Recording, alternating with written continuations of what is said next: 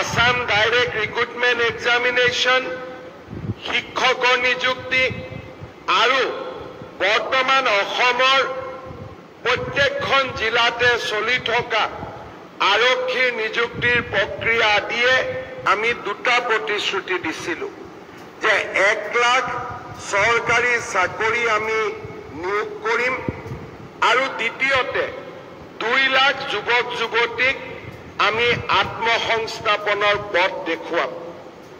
আজি আপোনালোকে দেখা পাইছে যে চাওঁতে চাওঁতে 1 লাখ নিযুক্তিৰ পৰিৱৰ্তে আজি আমি ইতিমধ্যে 1,40,000 নিযুক্তি সম্পন্ন কৰিছোঁ আৰু 2 লাখ নিযুক্তিৰ ফালে আজি আমি ধাৱমান হৈছোঁ। যোৱা কেইটামান দিনত ADRE Assam direct recruitment examination, শিক্ষকৰ নিযুক্তি আৰু বৰ্তমান অসমৰ প্ৰত্যেকখন জিলাতে চলি থকা আৰক্ষীৰ নিযুক্তিৰ প্ৰক্ৰিয়া আদিয়ে অসমৰ যুৱক যুৱতীৰ মাজত এটা ভাবিব নোৱাৰা আত্মবিশ্বাস আনি দিছে। আজি অসমত 11 লাখ যুৱক যুৱতীয়ে একেলগে পৰীক্ষা দিয়ে আৰু প্ৰত্যেকজন যুৱক যুৱতীয়ে এটা কথা অন্তত মনত দৃঢ়ভাৱে প্ৰতিপন্ন কৰি লৈছে যে নিযুক্তি স্বচ্ছ হ'ব আৰু এই নিযুক্তিত কোনেও এটকা নোখোৱাকৈ নিযুক্তি হ'ব। তেনেকুৱা আজি আত্মবিশ্বাস অসমৰ যুৱক যুৱতীৰ মাজত গঢ়ি উঠিছে। আজিৰ পৰা যদি 10 বছৰ আগলৈ অসমত দীৰ্ঘকালীন যেতিয়া কংগ্ৰেছৰ শাসন চলিছিল, কোনো ল'ৰাৰ মনত ছোৱালীৰ মনত এই কথা বিশ্বাস নাছিল যে আমি চৰকাৰী চাকৰিত টকা নিদিয়াকৈ চৰকাৰী চাকৰি পাম। কোনেও বিশ্বাস কৰিব পৰা নাছিল আৰু চাওঁতে চাওঁতে সৰু এটা চাকৰিৰ বাবে টকা দিয়া, ঘোষ দিয়াৰ পৰিমাণ 1 কোটি টকালৈকে বৃদ্ধি পাইছিল।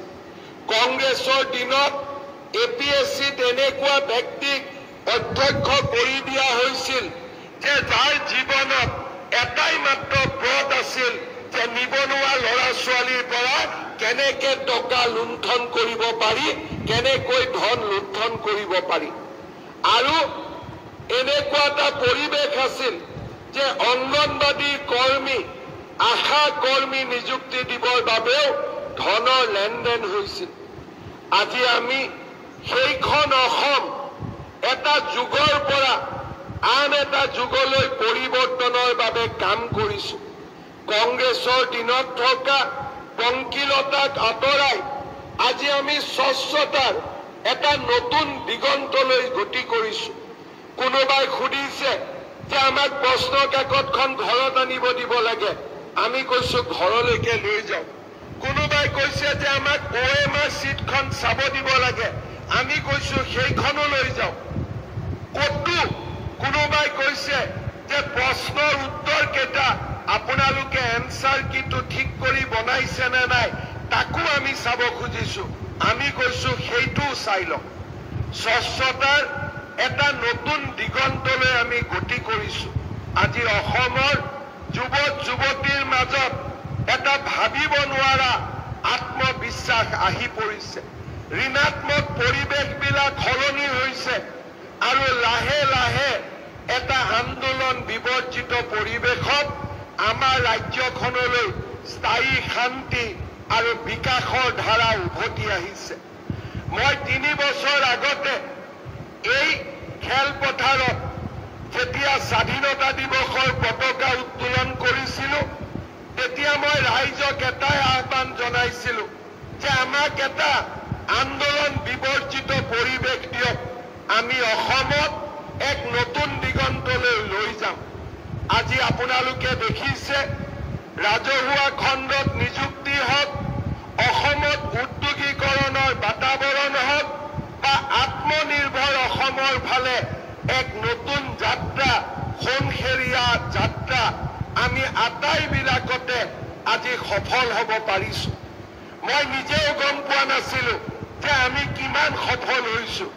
যোৱা পৰহি দিনাখন অসমৰ জাগিৰোডত ছেমি কণ্ডাক্টৰ ইণ্ডাষ্ট্ৰী আমি আনিছিলো। ময়ো গম পোৱা নাছিলো যে কিমান ডাঙৰ ইণ্ডাষ্ট্ৰী আমি অসমত আনিছিলো।